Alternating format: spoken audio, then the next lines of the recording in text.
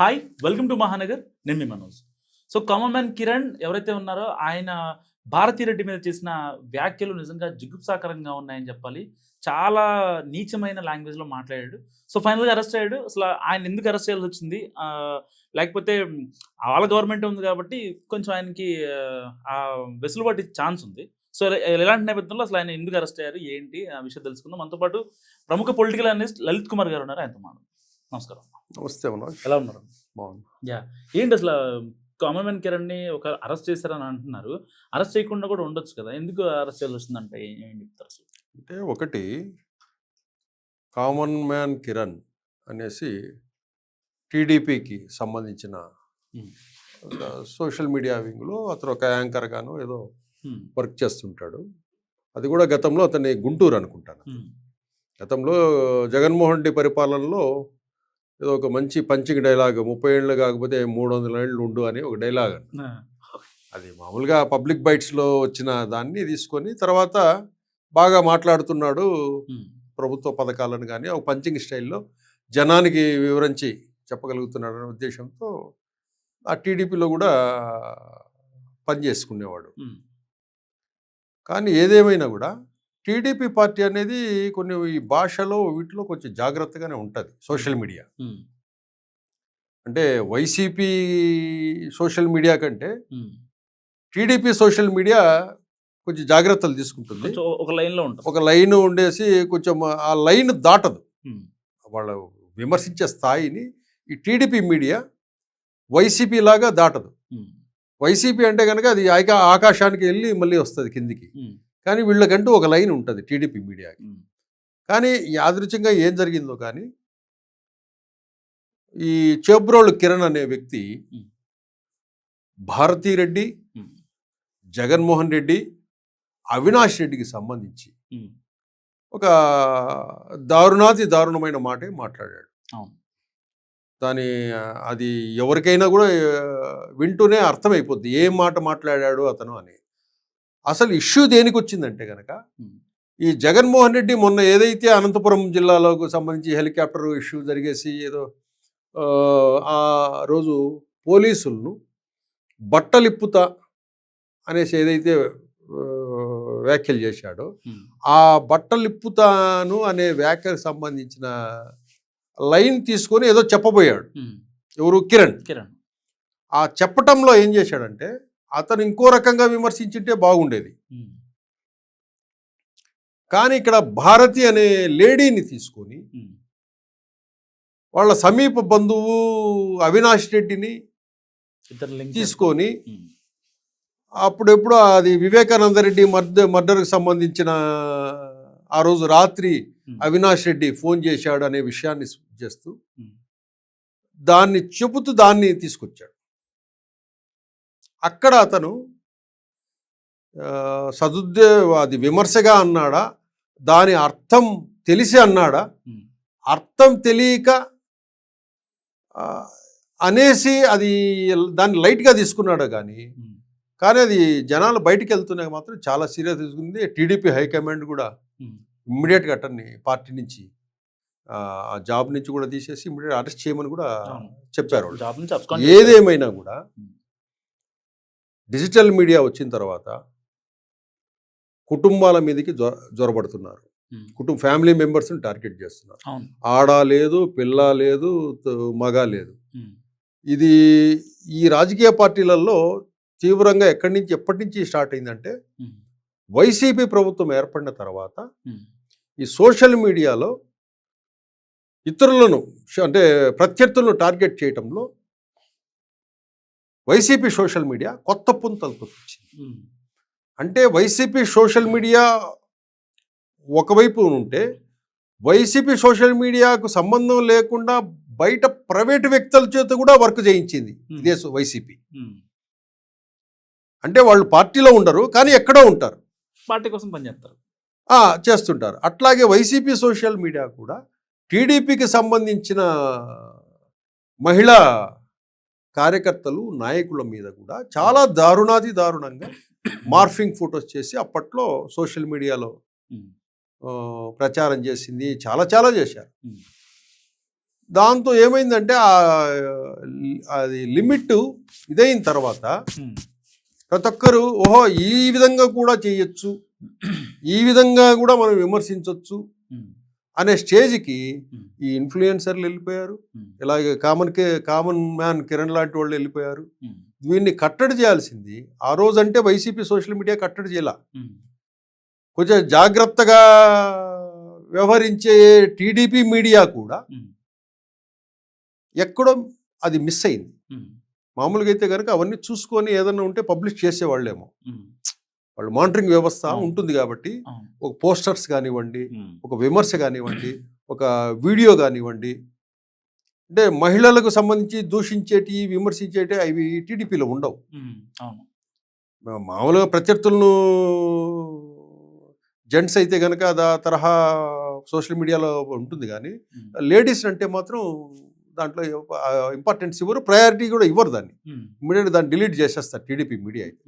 By mistake ఇక్కడ జరిగింది, అది బయటికి వెళ్ళిన తర్వాత వీళ్ళు చూసుకునేసరికి అది వైరల్ అయింది. అతను చేసిన మిస్టేక్ ఏదో కనుక్కునేసి ఇమ్మీడియట్గా అతన్ని జాబ్లో నుంచి తీసేసి అరెస్ట్ కూడా చేయమని కూడా ఆర్డర్ కూడా ఇచ్చారు. ఏదేమైనా కూడా సోషల్ మీడియాస్ కంటెంట్ చేసేటప్పుడు ఎవరు ఏ కంటెంట్ చేశారు, ఇది పబ్లిషింగ్ ఉపయోగపడే కంటెంటేనా, ఈ కంటెంట్ స్థాయి ఏ విధంగా ఉంది, విమర్శ ఎవరన్నా ఇబ్బంది కలుగుతుందా, లేడీస్ని ఏమన్నా తీసుకున్నా, లేకపోతే అబ్యూజ్డ్ లాంగ్వేజ్ ఉందా, మనం చేసే విమర్శ అది సద్విమర్శగా ఉందా, కువిమర్శగా ఉందా, అంతకంటే దారుణంగా ఉందా అని చెక్ చేసుకున్న తర్వాతే వీళ్ళు అప్రూవ్ ఇచ్చిన తర్వాతే వాళ్ళు పబ్లిష్ చేసే విధంగా ఉండాలి. ఇక్కడ వీడియో ఎడిటర్స్ కూడా ఏంటంటే ఈ పార్టీలకు సంబంధించిన మీడియా వ్యవస్థల్లో, సోషల్ మీడియా వ్యవస్థలో వీడియో ఎడిటర్లు, ఎస్సీఓలు, డిజైనర్లు కొన్ని పదుల సంఖ్యలో ఉంటారు. 50 మంది, 100 మంది, 200 మంది ఇట్లా వర్క్ చేస్తుంటారు. కానీ ఇక్కడ వీడియో ఎడిటర్స్ కూడా మీరు ఇన్స్ట్రక్షన్స్ ఇచ్చి ఉండాలి. వాళ్ళు వీడియో చేసినా కూడా ఆ వీడియోలో ఏదైనా అభ్యంతరకరమైనది ఉంటుందో ఇమ్మీడియట్గా తీసేయండి, లేకపోతే ఇమ్మీడియట్గా మేనేజ్మెంట్ దృష్టికి తీసుకురావాలి. ఇది చిన్నపిల్లలకు సంబంధించి కానీ విమర్శలు కానీ, లేదా మహిళలకు సంబంధించి కానీ అసభ్యకరంగా, అగౌరవంగా ఏదైనా మాట్లాడిన ఆ మాటలు ఏవైతే ఉన్నాయో ఎడిటర్స్ ఇమ్మీడియట్గా వాళ్ళ మేనేజ్మెంట్ దృష్టికి తీసుకురావాలి, లేదా ఐటమ్ ఆపేయాలి వాళ్ళు. వీడియో ఎడిటర్ బాధ్యత ఏంటంటే అది అబ్యూజ్డ్, ఎందుకంటే ఫస్ట్ వినేది వీడియో ఎడిటరే. దానికంటే ముందు వినేది ఎవరు? కెమెరామెన్ వింటాడు. ఆ కెమెరామెన్కు ఇతను ఏం మాట్లాడుతున్నాడు, దాని తీవ్రత ఏంటి అనేది తెలుస్తుంటుంది. కెమెరామెన్ అయినా చెప్పాలి. ఎవరికి చెప్పాలి? వీడియో ఎడిటర్కి చెప్పచ్చు. వీడియో ఎడిటర్ విన్న తర్వాత ఇది చాలా అబ్యూజ్డ్గా ఉంది, ఇది పద్ధతి కాదని అతనికి సెన్స్ వస్తుంది. వచ్చినప్పుడు మేనేజ్మెంట్ కన్నా తెలపాలి. నెక్స్ట్, ఒకవేళ వీడియో ఎడిటర్ చేశాడు, ఎడిట్ చేసి ఇచ్చేసాడు, ఎస్సీఓ ఉన్నాడు కదా, ఎస్సీఓస్ ఉంటారు కదా, సోషల్ మీడియా ఎస్సీఓ కూడా వింటాడు దా ఐటమ్. ఎందుకంటే టైటిల్ పెట్టాల్సింది అతనే కదా. ఆ విన్నప్పుడు కూడా అతనికి కూడా నైతిక బాధ్యత ఉంది. అది పబ్లిష్ చేయాలన్నా చేయకూడదు. ఒకవేళ అది అబ్యూజ్డ్ లాంగ్వేజ్ ఏదైనా మహిళలను కించపరిచేది కానీ, పిల్లల్ని కించపరిచేది కానీ ఏదన్నా ఉంటే కనుక ఇమ్మీడియట్గా మేనేజ్మెంట్ దృష్టికి తీసుకురావాలి. ఐటమ్ పబ్లిష్ ఆపి వాళ్ళ పర్మిషన్ తీసుకొని వాళ్ళకి వినిపించి వాళ్ళకి చూపించి ఓకే అంటే చేయాలి. అట్లా ఇన్ని ప్లేసెస్లో మనం అవి చేసుకుంటూ వస్తే తప్పక ఈ సోషల్ మీడియాలో కొన్నిటిని మనం కంట్రోల్ చేసి ఇట్లా కేసుల బారిన పడకుండా, అవతల వ్యక్తులు హర్ట్ కాకుండా మనం జాగ్రత్తలు తీసుకోవచ్చు. ఇప్పుడు ఇతను అన్నమాట అది వైరల్ అయింది, అది ఒకవేళ డిలీట్ చేసినా కూడా బయట ఎక్కడో చోట ఉంటుంది. అది అవును, ఎవరి దగ్గర ఉంటుంది. ఎందుకంటే దాన్ని వైసీపీ వాళ్ళు సేవ్ చేసుకుంటారు, ఆల్రెడీ ఉంటారు. దాన్ని ఏమవుతుందంటే అది లాంగ్ రన్.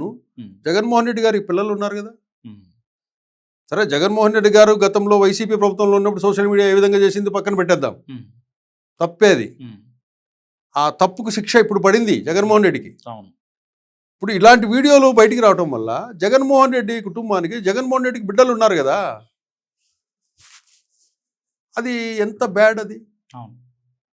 అది ఏదైనా కూడా జరిగింది అతన్ని అరెస్ట్ చేశారు, బాగానే ఉంది. కానీ టీడీపీ మీడియా కూడా, సోషల్ మీడియా నెక్స్ట్ ఏది కూడా ఉన్నప్పుడు తగిన జాగ్రత్తలు తీసుకోవాలా. మామూలుగా టీడీపీ మీడియా అంటే compare to YCP media, social మీడియాని కానీ, టీడీపీ మీడియాని కానీ, మిగతా మీడియా సోషల్ మీడియా వింగ్స్ తీసుకుంటే దాంట్లో బెస్ట్గా కనపడేది టీడీపీ మీడియానే కనపడుతుంది. ఆ ప్రజెంటేషన్ కానీ ఏదైనా కొంచెము విమర్శ ఘాటుగా ఉండదు దాంట్లో. విమర్శ ఉంటుంది కానీ మరీ తీవ్రంగా దాడి చేసినట్టు కనపడదు దాంట్లో. విమర్శ వివరణ ఉంటుంది, బాగా ఎక్స్ప్లెనేషన్ ఉంటుంది. ఇప్పుడు వైసీపీ వాళ్ళు ఏదైనా ఒక విమర్శ చేశారనుకోండి, దానికి సంబంధించిన ఇన్ఫర్మేషన్తో వాళ్ళు పోస్ట్ చేసేవాళ్ళు. ఆ సంవత్సరంలో ఎన్ని కోట్లు, ఈ సంవత్సరంలో ఎన్ని కోట్లు, అప్పుడు ఎంతమందికి బెనిఫిట్ పొందాము, ఇట్లా వివరాలతో కూడిన పోస్టర్స్ కానీ వీడియోలు కానీ చేసేవాళ్ళు లెక్కలతో. వైసీపీ లాగా ఉండేది కాదు. కానీ ఆ టీడీపీ మీడియాలో ఈరోజు మనకు చెప్పుకోదగ్గ పొలిటికల్ పార్టీస్లో అంతో ఇంతగా ఉండేది, కొంచెం క్రమశిక్షణ కలిగి ఉండి చేసేది టీడీపీ సోషల్ మీడియా. అటువంటి సోషల్ మీడియాలోనే ఇటువంటిది ఒకటి చిన్న 2 ఇన్సిడెంట్స్ వచ్చినప్పుడు ఇటువంటి అన్ని పునరావృతం కాకుండా టీడీపీ సోషల్ మీడియా కూడా జాగ్రత్తలు తీసుకుంటే, మీ దగ్గర పనిచేసే వాళ్ళు వాళ్ళకి తెలిసి అంటారా తెలియకంటారా కూడా మనం కూడా నిఘా ఉంచాలా. ఇప్పుడు అతను సస్పెండ్ చేసిన ఎవరో బాధపడ్డారు, అతను ఎవరో అన్న మాటకి జగన్మోహన్ రెడ్డి ఫ్యామిలీ బాధపడాలి కదా, బాధపడుతుంది. అట్లాగే అతను బాధపడతాడు కదా. ఎవరు ఇప్పుడు కిరణ్ కూడా క్షమించండి అని చెప్పేసి ఒక వీడియో రిలీజ్ చేశాడు. తెలియక ఏదో అది యాసలో వచ్చినట్టు, అది పల్లెల్లో మాట్లాడుకునేటం ఏదో చెప్పేసి దాన్ని తీవ్రత ఉంటుంది. నేను తప్పన్నాను ఒప్పన్నాను కూడా విచక్షణ కూడా లేకుండా చేశాడు ఆయన. ఈరోజు అలాంటి వాళ్ళు కేసులు వారిని పడకుండా, ఇప్పుడు అతను చూడండి బయట ఎక్కడన్నా తిరగలుగుతాడా, కష్టము. వైసీపీ వాళ్ళు ఎవరైనా చూసిన వాళ్ళు అభిమానులు కానీ కార్యకర్తలు కానీ ఉమ్మేస్తారు, అతన్ని సమాజంలో బహిష్కరించేస్తారు. ఇటువంటివన్నీ ఉంటాయి. కాబట్టి మన దగ్గర పనిచేస్తున్నారంటే కనుక యాంకర్స్ కానివ్వండి, గెస్టులు కానివ్వండి, ఇన్ఫ్లుయెన్సర్స్ కానివ్వండి, వాళ్ళు చేసే ఐటమ్స్ మీద మనం నిఘా ఉంచాలి. నిఘా ఉంచేసి దాంట్లో మొత్తం ఇన్స్ట్రక్షన్స్ ఎడిటర్స్కి ఇవ్వాలా, కెమెరామెన్లకు ఇచ్చి ఉండాలి, ఏం మాట్లాడుతున్నారు, ఎడిటర్కి ఎస్సీఓకి చెప్పాలి. వీళ్ళ ముగ్గురు సాటిస్ఫై అయితే ఇన్ఫర్మేషన్ కనుక్కొని మనం పబ్లిష్ చేయాలి. ఏ మాత్రం తేడా వచ్చినా కూడా ఇమ్మీడియట్గా మనం యాక్షన్ తీసుకునేట్టు ఉండాలి. ముందుగానే కూడా మనం ఒక ఫ్రేము, వాళ్ళకు కొన్ని మార్గదర్శకాలు కూడా చెప్పాలి. మనం లైన్ కూడా చెప్పాలి, విమర్శ లైను చెప్పాలి. ఒక ప్రత్యర్థి పార్టీ మీద ఒక విమర్శ చేస్తున్నామంటే మన పరిధి ఏంటి, మన లైన్ ఏంటి, మన బౌండరీ లైన్ ఏంది అని చెప్పాలి. ఆ లైన్లోనే వాళ్ళు మాట్లాడాలని మనం ఇన్స్ట్రక్షన్స్ ఇవ్వాలి. అటువంటిప్పుడు ఈరోజు టీడీపీ పార్టీ విమర్శల పాలైంది కదా. ఎంత మనం మీరు కంప్లైంట్ ఇచ్చి అతన్ని సస్పెండ్ చేసేసిన విమర్శ అయితే వచ్చింది. ఇప్పుడు దాన్ని మనం కవర్ చేసుకోవాలంటే అతన్ని జాబు పోయింది, అతను జైలు పాలయ్యాడు. అదే గనక మనం నిఘాలో ఉండింటే, అతను అబ్జర్వేషన్లో ఉండి అతనికి బౌండరీ లైన్ ఇచ్చిండింటే ఉండకపోయిండొచ్చేమో. అప్పుడు మీ గౌరవం నిలబడి ఉండేది, అతనికి ఉద్యోగం ఉండేది, కేసులు లేకుండా ఉండేది. ఎవరైనా కూడా ఇప్పుడు మనం మహానగర్ టీవీ ఛానల్ ద్వారా చెప్పడం ఏంటంటే, ఇన్ఫ్లుయెన్సర్స్ పొలిటికల్ పార్టీకి వాళ్ళు చేసేవాళ్ళు కానివ్వండి, పార్టీ నాయకులు కానివ్వండి, కార్యకర్తలు కానివ్వండి, సోషల్ మీడియాలో ఏదైనా ఎవరినైనా విమర్శించేటప్పుడు జగన్మోహన్ రెడ్డిని కావచ్చు, వైసీపీ వాళ్ళు చంద్రబాబుని కావచ్చు, నారా లోకేష్ని కావచ్చు, పవన్ కళ్యాణ్ కావచ్చు, ఇతర ఎవరినైనా పొలిటికల్ లీడర్స్ని ఒక మాట విమర్శించేటప్పుడు దానికి అర్థం ఉంటే అర్థమయ్యే విధంగా విమర్శించండి. మీ ఇష్టం వచ్చినట్టు పంచింగ్ డైలాగులు, యాస ప్రాస బాగా దొలుతున్నాయని చెప్పి మీకు తెలిసిన స్టైల్లో మీరు ఇట్లా సోషల్ మీడియాలో మాట్లాడి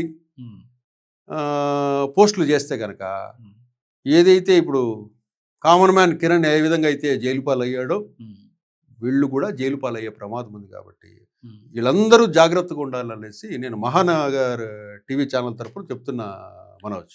థ్యాంక్ యూ సో మచ్ అన్న. సో ఇది లలిత్ కుమార్ గారి అనాలిసిస్. చూస్తూనే ఉండండి మహానగర్.